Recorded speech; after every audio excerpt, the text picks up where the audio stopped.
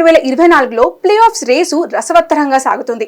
Top 2లో ఉన్న Kolkata knight riders, Rajasthan royals తదుపరి దశకు చేరుకోవడం దాదాపు ఖాయమైంది. మిగిలిన 2 స్థానాల కోసం Chennai super kings, sunrisers Hyderabad, Lucknow super giants, Delhi capitals మధ్య తీవ్ర పోటీ నెలకొంది. అయితే ఈ కీలక సమయంలో సిఎస్కేకు పెద్ద షాక్ తగిలింది.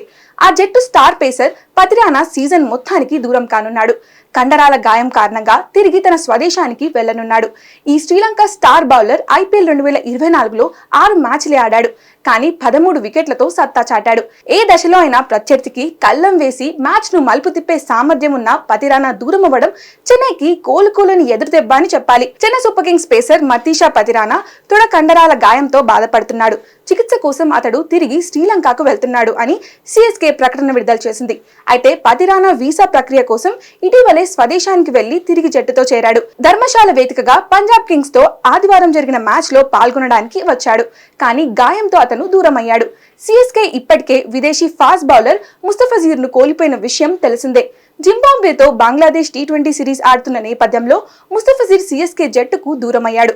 అతను తిరిగి ఈ సీజన్ లో జట్టుతో చేరడం దాదాపు అసాధ్యమే. అంతేకాక దీపక్ చాహర్ కూడా ఐపీఎల్ మొత్తానికి దూరమయ్యే అవకాశాలు ఎక్కువగానే కనిపిస్తున్నాయి. ఇక పాకిస్తాన్ తో సిరీస్ సందర్భంగా ఇంగ్లాండ్ ఆల్రౌండర్ మేర్ అలీ కూడా జట్టును త్వరలో వీడనున్నాడు. దీంతో ప్లే ఆఫ్స్ ముంగట సిఎస్కేకి వరుసగా ఊహించని షాక్లు ఎదురవుతున్నాయి.